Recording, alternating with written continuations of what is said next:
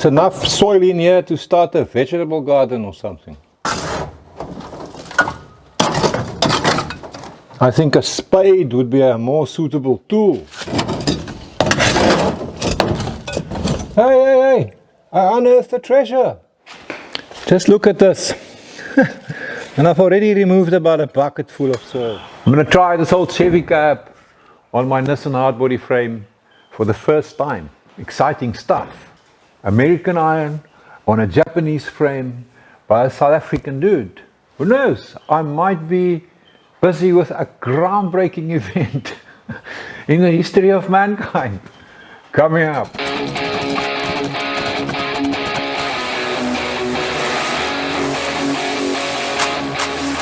Right, I better get that cab in here so we can see where we have to go to next.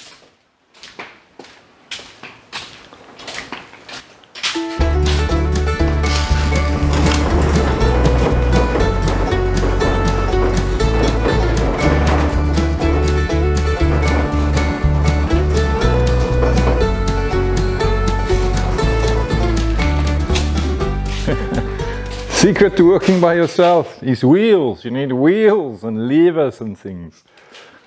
This nose clip is not fastened by any means. I still have to figure that out, but it's roughly sitting in its fore and aft location.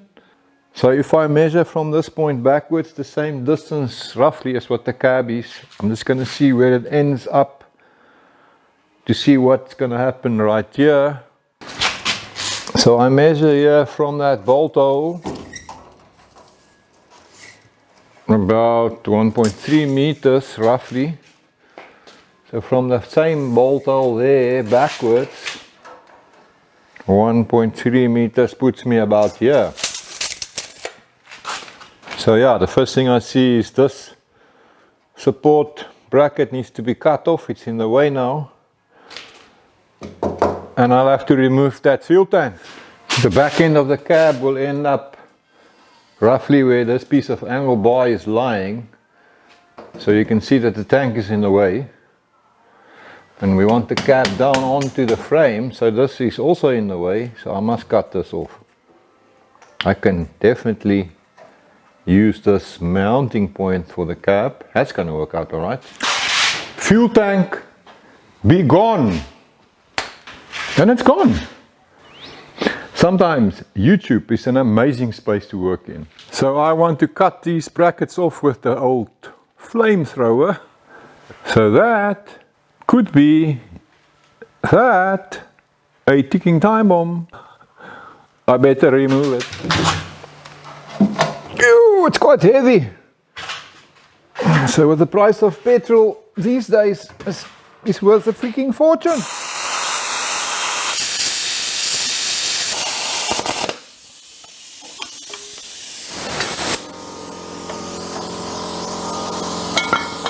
My nose clip is in the right position in a fore and aft orientation.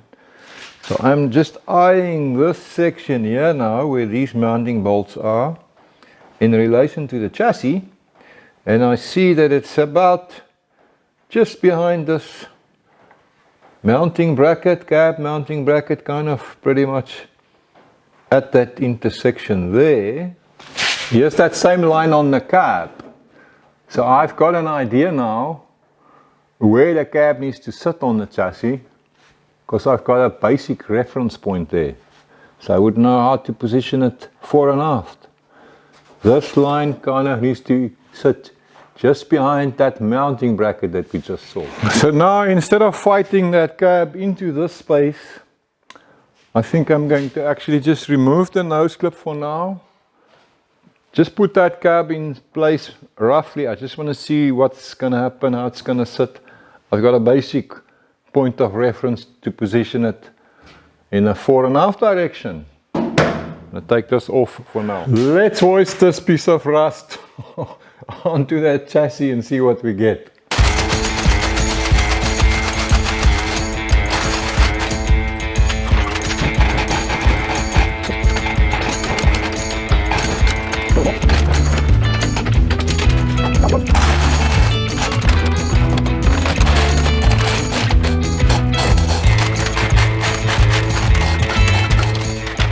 Okay, so the cab is sitting on the chassis. The weight's off the hoist, so it's resting on the chassis. It's more or less in its fore and aft position. So the first thing here for me is that the firewall is clearing the engine quite nicely, which I'm very happy about. That's a damn good start. It's obviously sitting too high, so it does need to drop down quite a bit more. So let's go and check out what it needs so we can achieve that. Oh my soul. So in here the gear lever position is not in a half bad spot. Obviously we can tweak this and pull it wherever we want. Up here I am resting on the gearbox, so the cab would need a bit of a cutout here so that I can drop down more. Something like that.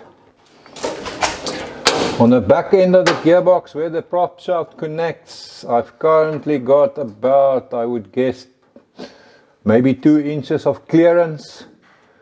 We need to drop quite a bit, so I might have to cut open here and create a tunnel to provide clearance for the prop shaft. We'll have to see. Here at the back it looks like I've got the most amount of work. So the original chassis was maybe a little bit narrower than this one, and it sat there. So I can't drop over this one. We need to cut this open some. But yeah, at least now I kind of know where I have to go. So guess what? I have to take it off again so I can start working here.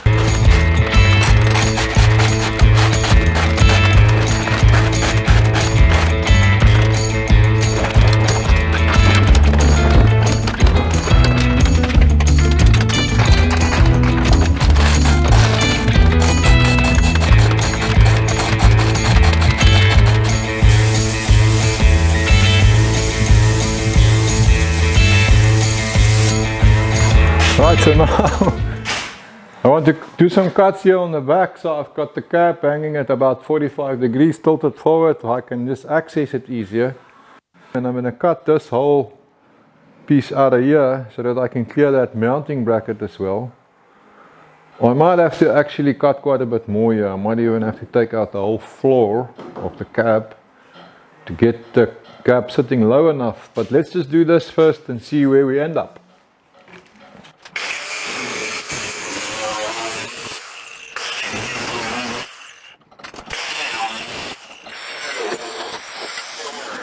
Okay, both sides done, roughly.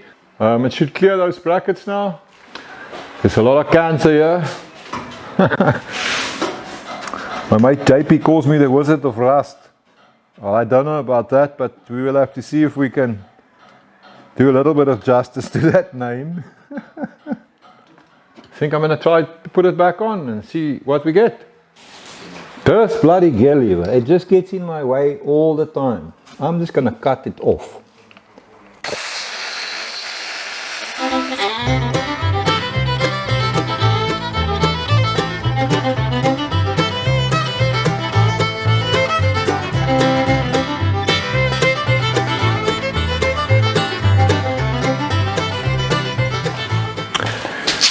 So with the cab back onto the chassis, I've now dropped down maybe another 4 inches after doing my cut here. And if you look here, you can see I'm pretty much sitting on the prop shaft in the back. Alright, gonna have to give some clearance there. The front is still way too high. You can see here that it's not even parallel with the chassis or the frame rail yet. Because the cab is now actually sitting directly onto the prop shaft in this area right here. So yes, we could say that I need to cut this open and build a tunnel here so we can drop down more. And now I'm looking at the state of this floor in here. Yeah, it's very rotten. Yeah. In here is a bad patch. That side there's some nasty businesses going on. And I'm thinking to myself now, I need to cut all of this out and just make a complete new floor So when I cut it all out, I can drop it down as much as I want. Well, up to a point. And I think my budget can afford some new piece of mild steel plate or sheet, what do you call it, to use here. So I think that's what I'm going to do. I'm going to get rid of all this. So I think at this point, my sign will come into play. Note to self.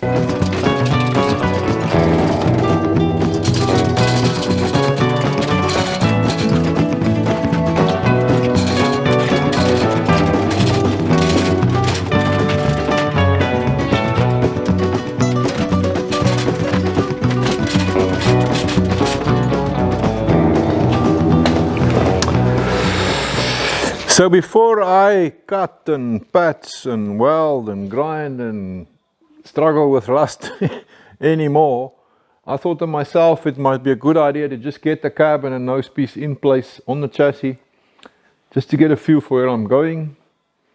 So it's roughly lined up in the fore and aft position. The wheel is sitting pretty much in the center of the wheel arch. So we're good there. I guess it doesn't look too bad. But I am looking for something a little bit more radical.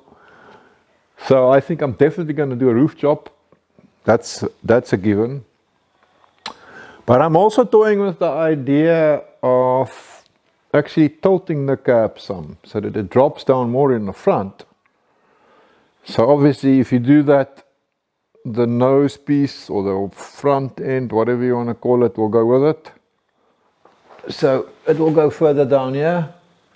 I'm just going to sit here in my thinking chair for a while and stare at this business so that I can figure which way I'm going to go. By the way, it's all just precariously balanced. Nothing is bolted down or there's no mounting points or nothing. It's all just held in place with wooden blocks and resting in spots. So it can all still be changed. There's a lot of space here in the engine bay. So one day down the line, if you want to stick in a V8 or a bigger engine, that won't be any problem. So here's the current view from this side. I think it's starting to look like something. But imagine if we can have this roof dropped some. Maybe even have it slightly tilted or raked. We'll see. So this is the original radiator support, but it also keeps the whole front end together. It's like a structural member in a way. But it's causing me some headaches right down there. It's actually catching on my steering box. And I do want to drop this nose down more. So I'm going to have to take this out or modify it or do something, change something there. So I just undid a bunch of bolts that was probably, the last time they were tightened must be a good 70 or so years ago. I always find that amazing. But I've decided to take this thing out. It's just causing me too much problem.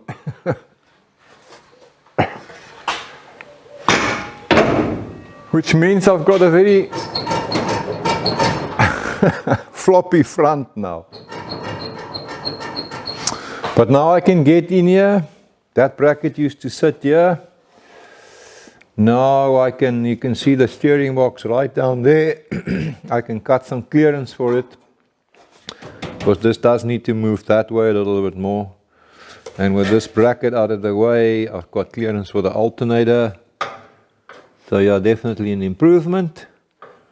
I can also now drop down a little bit more because I can easily cut in the bottom there.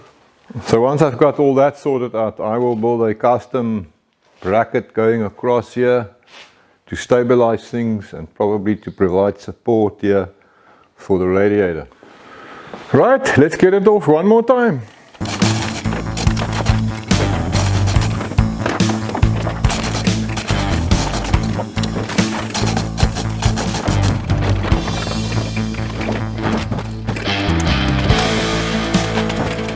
Onto the frame with this thing and off the frame with this thing.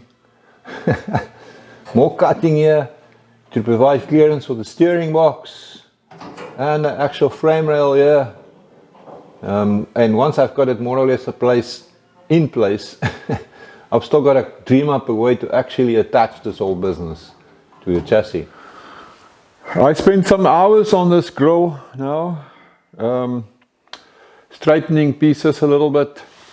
So to keep the motivation going, I've been putting on a coat of linseed oil mix just here on the grill. Look at those colors coming out. I mean, that's really nice. I love it. So I'm just lightly scuffing it with a Scotch-Brite pad. If you go by the paint, you can remove some of the chalkiness. I don't want to take off too much. And then I follow that with my boiled linseed oil mix. And look at that. Isn't that? It brings out the colors very nicely.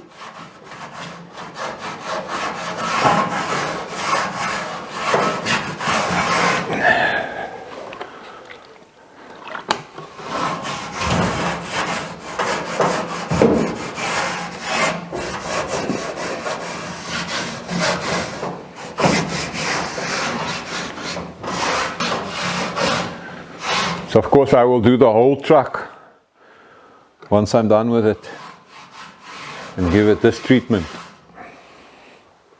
Sweet, man. Look at those colors popping, man. I love it.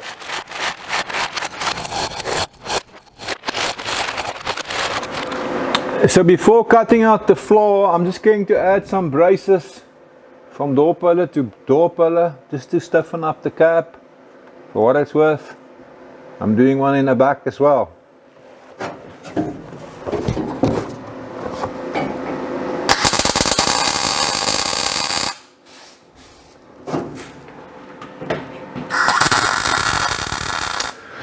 So I'm going to flip this cab onto its back now so I can have a look at that floor from underneath.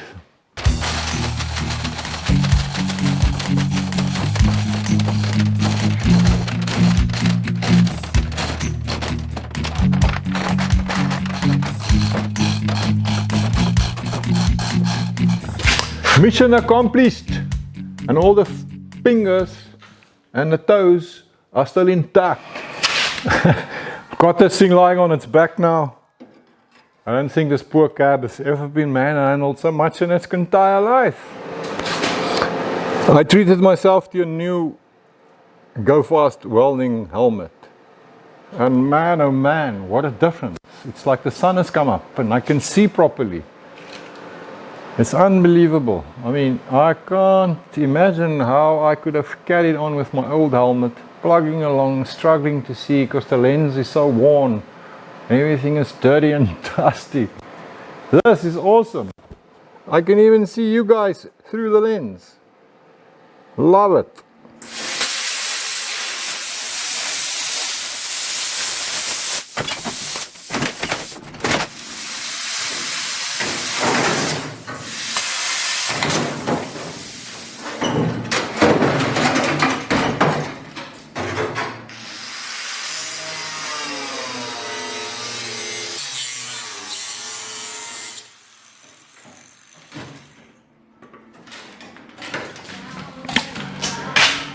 So what have I got now?